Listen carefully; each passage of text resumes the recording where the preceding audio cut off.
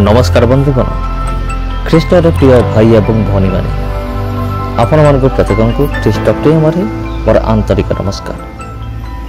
प्रिय बंधुगण आपण एवं मो आमे माने भाग्यवान। कहीं आमे माने भाग्यवान कहीं ना आमे माने त्राणकर्ता प्रभु यीशु ख्रीष्ट को आमे माने विश्वास करूँ। जो त्राणकर्ता 2000 वर्ष पूर्व यही देश में जन्मग्रहण करते वर्तमान स्क्रीन रे आपण जहाँ भी देखा ये हूँ से देश जो देश में प्रभु यीशु ख्रीष्ट जो देश में परमेश्वर प्रभु यीशु ख्रीष्ट मानव शरीर नहीं जन्मग्रहण करते ये हूँ से देश से मते आमे माने प्रत्येक हूँ आमे माने भाग्यवान। बर्तमान आपन जहाँ देखुं ये हूँ जेरूसालेम सहर।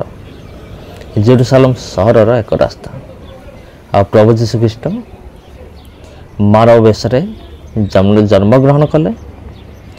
आ जन्मग्रहण कौटी कले आपण मैंने जानी गुहाल करे एवं शेष क्रूस उपर प्राण बलि देले। आ प्राण बलि दे समग्र जगत को पापर परित्राण कले एवं क्रूस बलिदान हवा पर आपने समस्त जानी प्रभु यीशु ख्रीष्ट जिते क्रूस बलिदान हेले तापर कबर प्राप्त हेले एवं तीन दिन पर कबर पुणी थे पुनरुत्थित हेले। मृत्यु को जय करी से पुणी थे पुनरुत्थित होते आ दुनिया रे प्रभु यीशु ख्रीष्ट छड़ा एपरी आउ कहीं ना जी कि मृत्यु को परास्त करिकी पुणी थे से समान शरीर नहीं पुणी थे पुनर्जीवित हम यही कहीं ना। तेबे ये होचंती आमानकर प्रभु यीशु ख्रीष्ट। प्रभु यीशु ख्रीष्ट परमेश्वर जी कि मानव शरीर नहीं जन्मग्रहण कले आउ मनुष्य सदृश वृद्धि प्राप्त हेले क्रूस बलिदान हेले आउ पुणी थे मृत्यु पुनरुत्थित हेले। तेबे ये देखंतु ये हूँ रोड साइड मार्केट बा रास्ता करर बजार बोली आम मैंने कहीपर। इस्राएल देशर रास्ता करर बजार बा रोड साइड मार्केट जो देश में प्रभु यीशु ख्रीष्ट जन्मग्रहण कले जो देश में प्रभु यीशु ख्रीष्ट मानव शरीर नहीं जन्मग्रहण कले आज से देश केते उन्नति हो जाइए केते डेभलप होइछि आपण निज आखिरे देखंतु। केवल केवल यही क्षेत्र नुहे समस्त क्षेत्र में मो मोर भिडियो सब बेले ये विषयटा मु कहे जे इस्राएल एपरि एक देश जे कि समस्त क्षेत्र में आगुआ। आपण अस्त्र शस्त्र क्षेत्र में कहतु युद्ध विद्या कौशल क्षेत्र में मध्य आपण कहतु आउ किंबा परिष्कार परिच्छन्नता क्षेत्र में कहतु जहाँ भी हो कि ज्ञान हो सब क्षेत्र में इस्राएल देश बहुत आगे अच्छे। आमे माने समस्त भाग्यवान जेहेतु आमे माने प्रभु यीशु ख्रीष्ट जगह को आमे माने देखुछु। प्रभु यीशु ख्रीष्ट जो स्थान रे जन्म ग्रहण कले से स्थान को आमे माने देखुछु से आमे माने प्रत्येक भाग्यवान अटे। तेबे बंधुगण ये हूँ इस्राएल देश आउ थे मुझे रिपीट करुचे इस्राएल देशर जेरूसालेम सहर बा नगर प्रभु यीशु समय तो एमती नाला निश्चिंत भाव कि वर्तमान सबकि चेंज हो जाए परिवर्तन हो समय एमती बड़ बड़ कोठा बाड़ी नाला कि गाड़ी मोटर नाला कि आधुनिक जंत्रपाति भी नाला किंतु यही सहर थिला एटा ही सत्य विषय अटे एटा ही सत कथा अटे यही सहर थिला किंतु अन्य कौन विषय आम माने आउ कौन सी विषय परिवर्तन आम पाइबा नहीं। केवल सहर परिवर्तन हो जाए, घर द्वार परिवर्तन हो, किंतु जो सहर प्रभु जीशुख्रीष्ट समय थिला से सहर आज आम मैंने देखा पाऊ। तेबे देखंतु प्रिय बंधुगण, ख्रीष्टर प्रिय भाई एवं भौणी माने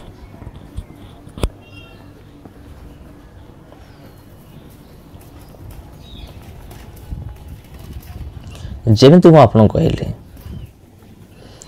जे इस्राएल देश विषय कि जेरूसालेम विषय जानिबा आम पाई कहीं गुरुत्वपूर्ण, कारण यही स्थान रे प्रभु जीशुख्रीष्ट जन्म होते। तेबे अनेक मत कमेंट करते जे आम इस्राएल देश जावाई आम चाहूँ, केमिति जीवु। प्रिय बंधुगण, जदि आपण इस्राएल देश जावाई चाहते, जदि आपण यही स्थान सब देखा चाहते, जदि प्रकृत में यही स्थान को जीवाई इच्छा प्रकाश करुँच, तबे मो चैनल रे ऑलरेडी गोटे वीडियो अच्छे जे आपण ए इस्राएल देश को किपरि जीवे, ए देश को आपण किपरि जाई परिबे से विषय गोटे वीडियो मोर चैनल रे ऑलरेडी रही अच्छे। जदि आपण चाहिए तबे मो चैनल को विजिट करी आपण देखि परिबे। तथापि शॉर्टकट रे मु कहि दउ जे किपरि जीवे आपण से वीडियो को मध्य देखंतु। जदि आपण प्रकृत रे इच्छा प्रकाश करूछंती ए स्थान को जीवाई, तबे आपण को प्रथमे वीसा एवं पासपोर्ट पर अप्लाई करिया को पड़िबो। भुवनेश्वर रे होजी कि नहीं ता मते जाना नहीं, हेउथै पारे आपण टिके अनुसंधान करंतु। भुवनेश्वर रे वीसा एवं पासपोर्ट पर अप्लाई हो जाना नहीं, नचेत आपण को दिल्ली जावा को पड़िबो। दिल्ली को जाइकी सेठी किसी दिन गोटे होटेल आपन बुकिंग करिया पड़िबो। 2 दिन हो 3 दिन हो कि आपनकर बजेट अनुसार आउ से दिल्ली रे जाइकी आपन को वीसा एवं पासपोर्ट पई अप्लाई करिया पड़िबो। वीसा पासपोर्ट पई अप्लाई कला पर जता बेले सब किछि ठीक ठाक हे जिवो।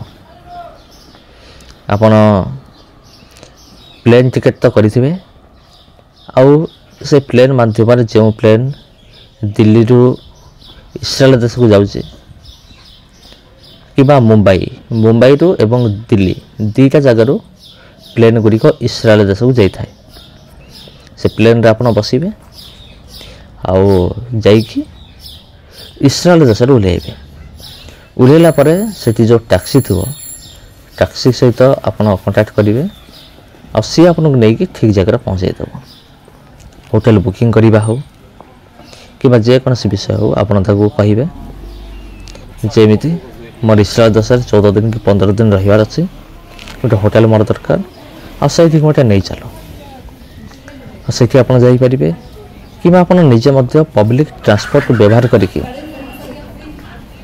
आपन सही होटेल को आपन जाई परिबे आ सेठी आपन होटेल बुकिंग करिबे 14 दिन पई कि 15 दिन पई। अवश्य खर्च बहुत हम, जदि तथापि जदि आपण इच्छा प्रकाश करूचंती जीवाई तेबे आपण जाई परिबे। होटेल थाई कि आपण प्रतिदिन टैक्सी माध्यम रे हो कि बस रे हो ट्रेन रे हो, बस कि ट्रेन रे गले आपण कम दाम पड़िबो, टैक्सी भड़ा कले अधिक रेट पड़िबो। जेपर कि 10 किलोमीटर कि 15 किलोमीटर पे आपण को 1000 टंका आपण को देबा पड़िबो। टिके चिंता करंतु। से पब्लिक ट्रांसपोर्ट व्यवहार कले आउरी भल, आउ पब्लिक ट्रांसपोर्ट व्यवहार करिके आपण विभिन्न स्थान को जाई परिबे। जेपर कि प्रभु जीशुख्रीष्ट जन्म स्थान, गलगथा पहाड़, जीशुक कबर, दाऊदंकर कबर, मूसांक ज्वलंत बुदा, आउ सिनाई पर्वत, सियोन पर्वत, सियोन गेट और जेरूसालेम मंदिर, गेत्सेमनी बगीचा, ये जिते सब दर्शनीय स्थान गुड़िक रही है बंधुगण, आपन से स्थान गुड़िक जाइकी देखिकी आपन आसीपारे। तेबे जदि ଆପଣ ଚାହୁଁଛନ୍ତି ଇଚ୍ଛା ପ୍ରକାଶ କରୁଛନ୍ତି ତେବେ ଆପଣ ଏମିତି କରନ୍ତୁ, ଆପଣ ଯାଇପାରିବେ। କିନ୍ତୁ ତା ପୂର୍ବରୁ ଆପଣଙ୍କୁ ଇଣ୍ଡିଆ ମୁଦ୍ରାକୁ ଇସ୍ରାଏଲର ମୁଦ୍ରାରେ ଆପଣଙ୍କୁ କନଭର୍ଟ କରିବାକୁ ପଡ଼ିବ। କାରଣ ଇସ୍ରାଏଲ ଦେଶରେ ଆମର ଇଣ୍ଡିଆ ମୁଦ୍ରା ଚଳିବ ନାହିଁ, ଟଙ୍କା ଚଳିବ ନାହିଁ। ଆଉ ସେଠି ଇସ୍ରାଏଲ ଦେଶର ମୁଦ୍ରା ହିଁ ସେଠି ଆପଣଙ୍କୁ କାରବାର କରିବାକୁ ପଡ଼ିବ। ଇସ୍ରାଏଲ ଦେଶର ମୁଦ୍ରା ଯାହାକୁ ସେକଲ ବୋଲି କହନ୍ତି। ଯେମିତି ଆମ ଭାରତରେ ଟଙ୍କା କହନ୍ତି, ଆମେରିକା ଡଲାର କହନ୍ତି, ରୁଷ ଦେଶର ରୁବଲ ବୋଲି କହନ୍ତି, ବାଂଲାଦେଶର ଟାକା କହନ୍ତି, ଆଉ ଇଂଲଣ୍ଡର ଯେମିତି ପାଉଣ୍ଡ କହନ୍ତି, ସେମିତି ଇସ୍ରାଏଲ ଦେଶର ମୁଦ୍ରା ନାଁ ହେଉଛି ଟାକା। ଇସ୍ରାଏଲ ଦେଶର ମୁଦ୍ରା ନାଁ ହେଉଛି ସେକଲ। ଆପଣ ସେଇ ଇଣ୍ଡିଆ ମୁଦ୍ରାରୁ ସେକଲକୁ ଆପଣ କନଭର୍ଟ କରିବେ, ତାପରେ ଆପଣ ଇସ୍ରାଏଲ ଦେଶରେ କାରବାର କରିପାରିବେ। ତେବେ ଯଦି ଆପଣ ଇଚ୍ଛା ପ୍ରକାଶ କରୁଅଛନ୍ତି ତେବେ ଆପଣ ଯାଇପାରିବେ। ଏମିତି ଭାବରେ ଯିବା ବି ଦରକାର ଥରେ, କାରଣ ଇସ୍ରାଏଲ ଦେଶ ବହୁତ ଭଲ ଦେଶ, ଏକ ସୁନ୍ଦର ଦେଶ। ଦେଖନ୍ତୁ ଏବେ ବି ଆପଣ ଦେଖନ୍ତୁ ରାସ୍ତାଘାଟ ଗୁଡ଼ିକ କିପରି ସୁନ୍ଦର, ନିଟ୍ ଆଉ କ୍ଲିନ୍, ପୁରା ପରିଷ୍କାର, ଆପଣ ନିଶ୍ଚିନ୍ତ ରୂପରେ ଦେଖିପାରୁଥିବେ।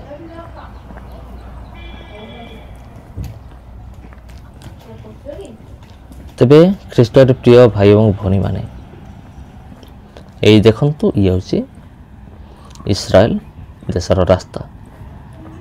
ଆପଣ କେବେ ଗଲେ ଆପଣ ବି ଏମିତି ରୋଡ଼ରେ ଆପଣଙ୍କୁ ଯିବାକୁ ପଡ଼ିବ।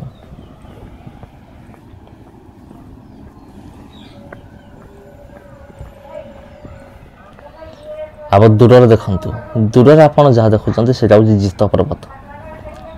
ଆପଣ ଦେଖିପାରୁଛନ୍ତି ତ ଜିତ ପର୍ବତ ପୁରା ଦୂରରେ।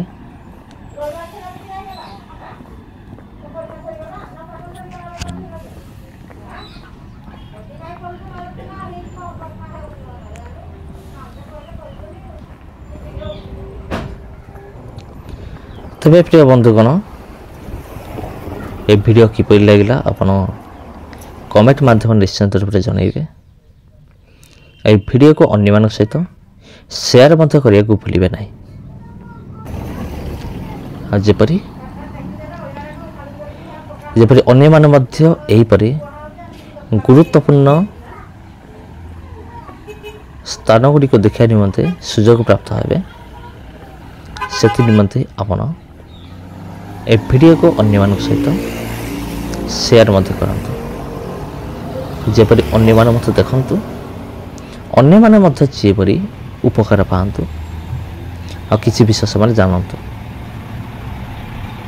ଅନେକ ଅଛନ୍ତି ଯେଉଁମାନେ କି ଏହିଭଳି ଦର୍ଶନୀୟ ସ୍ଥାନ ଗୁଡ଼ିକ ଦେଖିବା ପାଇଁ ଇଚ୍ଛା ପ୍ରକାଶ କରନ୍ତି, କିନ୍ତୁ ସେମାନେ ପାରନ୍ତି ନାହିଁ, କାରଣ ସେ ସ୍ଥାନକୁ ଯାଇପାରନ୍ତି ନାହିଁ ପଇସା ପତ୍ର ଅଭାବ ପାଇଁ।